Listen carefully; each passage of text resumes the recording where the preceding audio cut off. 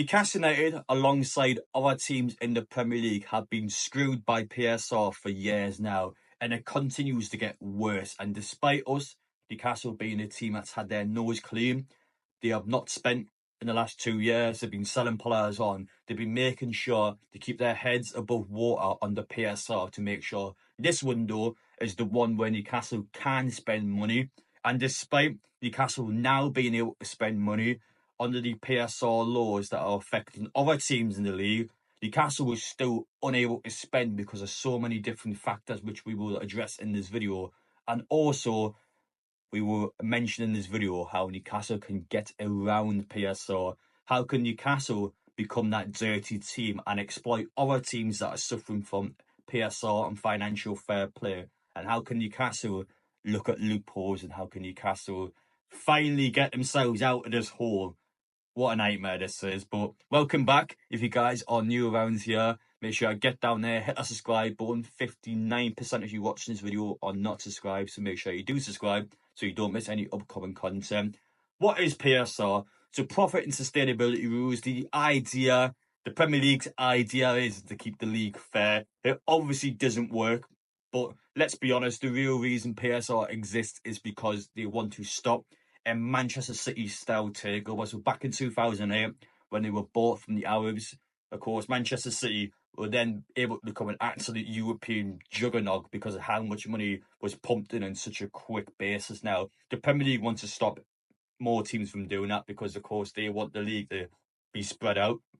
Now, Newcastle, of course, will probably had the biggest takeover, I would say, in the Premier League since Manchester City. And I think Newcastle, in terms of the Premier League and outside factors looking in on a takeover, Newcastle probably has the most scrutinised takeover, I would say, in perhaps Premier League history, because of how many people just don't want to see Newcastle do what Man City did back in 2008. And you can see under the Premier League laws, the PSR introduction shortly after the takeover, you can just see how PSR has worked over the last few years, and it still doesn't work now. To show you a league table here, so this is where the 20 teams currently are in the league in terms of PSR. At the top is the teams that have been best off from PSR, and no surprise at all, Chelsea is at the top.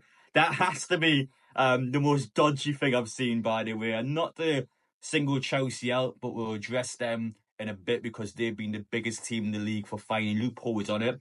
But Chelsea are top, so their plans have clearly paid off. Brighton's mainly in there because they are able to sell players at just a ridiculous price. Now, Caicedo is probably the biggest one, £120 million straight to Chelsea. So Brighton's been at the top because of just how good they are at selling players. I think Manchester United in fifth's a real surprise as well because of the fact that they have spent so much money on players over the years, while also having massive wages. But again, because of how much money Manchester United makes as a football club outside of Sir Jim Radcliffe, they're up there as well because they are just such a massive football club worldwide. Now at the bottom, Burnley is bottom, needing to make £20 million. That's a newly promoted team, by the way, that hasn't even kicked a football in this league yet, who already has to sell players because they are unable to physically play in the league without doing that. They'll get a points deduction if they don't sell up. Newcastle already can use that to their advantage because we are heavily linked to James Trafford. Burnley don't have a choice. They have to sell someone this summer. So Newcastle knows that information. James Trafford himself last summer said that he would like the Newcastle move. He was invested and wanted to make that move last summer. This is something straight away Newcastle will be on top of, and it's a signing where Burnley have to sell someone. So Newcastle knows that information. Now, Aston Villa is a team that has been very successful over the last few years, have done well in the Champions League, have been progressing well up the league table. They're the worst team in the league outside of Burnley, so they have to also sell players.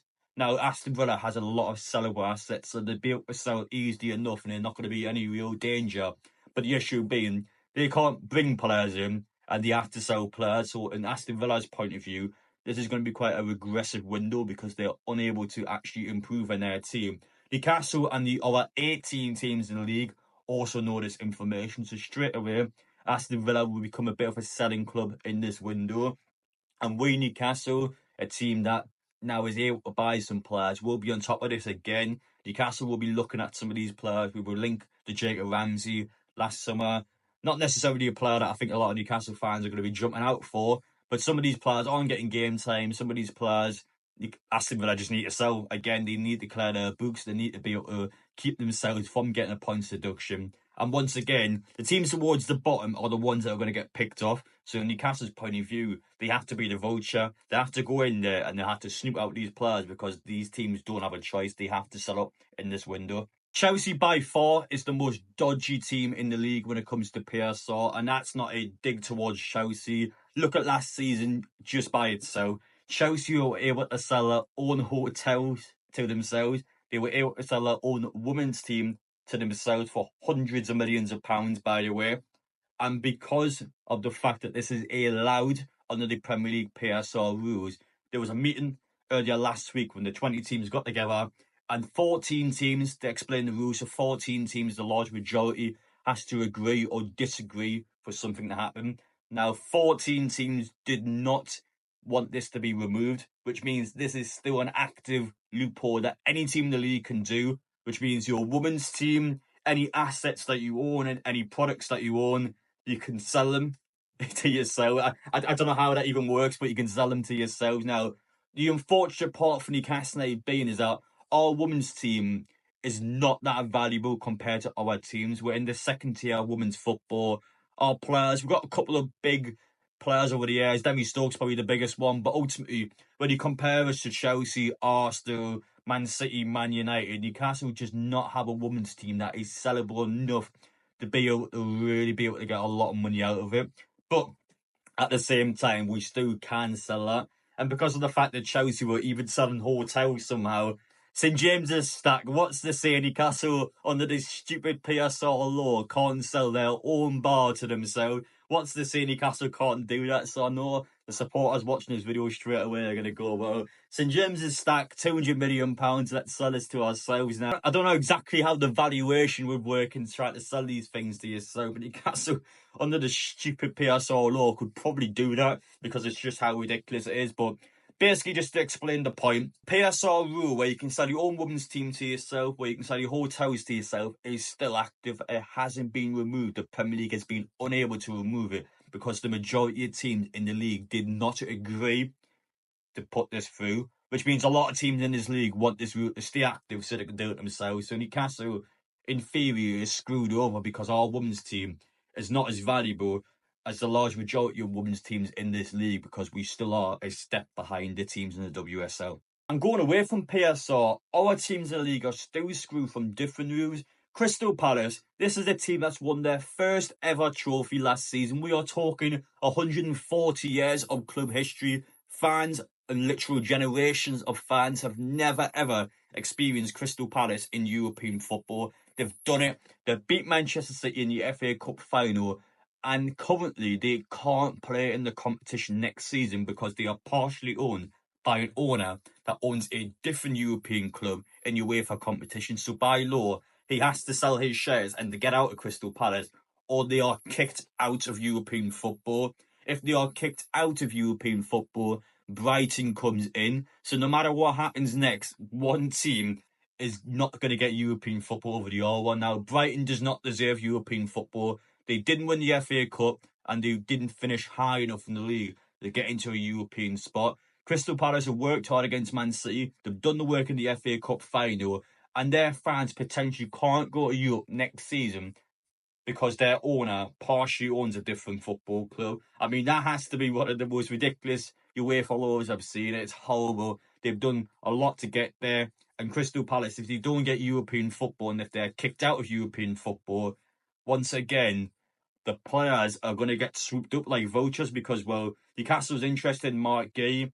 Mark Gay has 12 months left in his contract. If Palace don't sell him this summer, there's a possibility he leaves on a free next summer. And it seemed that if they lose European football, imagine how deflating that's going to be for the players. And there could be a potential head turner for some of them. So in Crystal Palace's dismay, could potentially be Newcastle United's gain. That's a horrible way of looking at it, but that's what Newcastle has to be. They have to be ruthless. They have to be nasty to our teams because if we're in a situation when we're not doing well, these teams are going to pick on Newcastle, so we have to be the buddy. And Crystal Palace, as much as I want to get European football, if they don't get European football, Newcastle needs to jump in straight away, and our teams in the Premier League will jump in straight away. And it's a horrible reality where teams like this get screwed over because of your UEFA laws for one, and then the Premier League laws as well, because on the PSR, teams are just going to swoop in for these players. And for Crystal Palace, they can't do much about it because, well, their European football is gone. And their massive achievement last season is just a one-off because they can't play the European football. And their squad, they won't be able to improve on it either. And it's a real shame. And I'm hoping they can sort it out. But if they don't sort it out, Newcastle need to be that buddy. They need to jump in on it and use it to their advantage. The reason why I think PSR, and especially these loopholes that likes of Chelsea have done, are super dodgy is because if Newcastle United, for example, is the instigator, let's say it's Newcastle that started this off, it's Newcastle that started off selling the hotels, it's Newcastle started off selling the women's team, I think will be heavily scrutinised, and I think the Premier League will come down harder than Newcastle than they did to Chelsea. Chelsea hasn't been punished at all. Of course, under the laws, under the Premier League laws, Chelsea hasn't done anything legally wrong.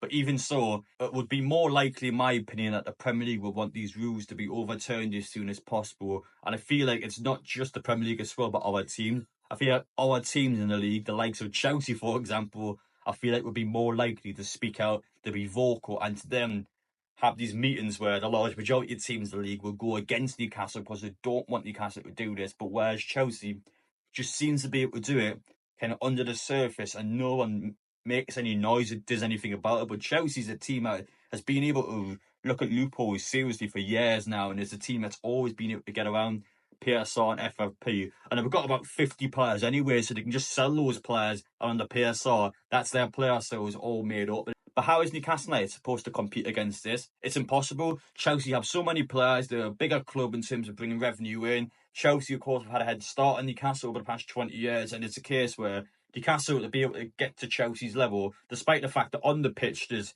not much in it.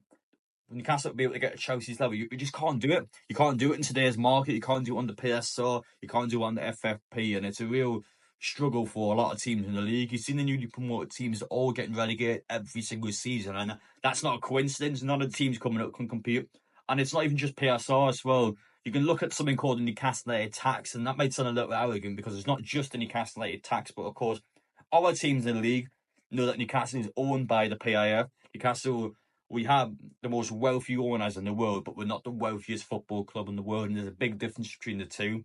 But the clubs, of course, know that Newcastle's owners are made out of money. So there's a Newcastle United tax on every single player. What's this? You want Bruno for £50 million. Well, you're Newcastle, so we want £70 million for him. What's that? Alanga's linked to Newcastle. Bournemouth, you want him, will accept around £40 million. Or is that Newcastle, where you're going to be around £60 to £70 million? And it's going to be the same every single time because clubs don't want to sell to Newcastle because we're a competitive rival in the league for European football. Clubs, of course, know Newcastle has wealthy owners, so they're going to increase their valuations and prices on players. Newcastle can't meet these deals and can't get these valuations because on the PSR, we can only spend a certain amount of money. Anyhow, Newcastle won't spend these prices because long term it's not sustainable for Newcastle because under PSR, Newcastle will then need to sell players, and Newcastle doesn't want to sell players because our best players and our only sellable assets we aren't going to sell because they are the literal bread and butter in our team. So Newcastle's at a stage where they can't do anything because if they do something, then something else will happen. It's a massive snowball effect where the only thing we can do is just play safe for now, or you look for loopholes. You do the Chelsea, you go around, you look at selling your hotels, you look at selling St James's stack for a stupid amount of money. And it's the case where Newcastle either become the villain or they stay clean, and it's just.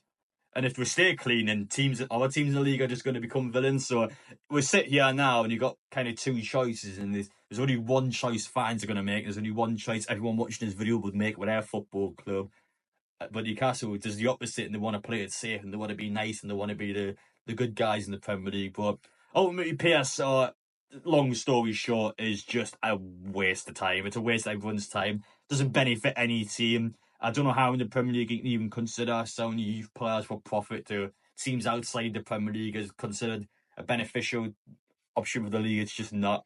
You can sit around all day and talk about this, but I think I've taught you enough about PSR, about how Newcastle can get around it, and why we should be looking to exploit the other unfortunate teams in the league that are also struggling. on the PSR. As much as I don't want to say it, as much as I don't want to be it, I think Newcastle does need to be that buddy. I think Newcastle does need to really look at potentially taking players off our team to leave because we're able to make them worse. Obviously, that's going to benefit us. So, yeah, it's a shame. I don't want to say it, but that's how Newcastle, I feel like, can get around it. That's how Newcastle, I feel like, will get around it in this window. But let me know your opinions down below. Hopefully, you've got a bit of insightful information from this video and looked at potential ways Newcastle can get around it.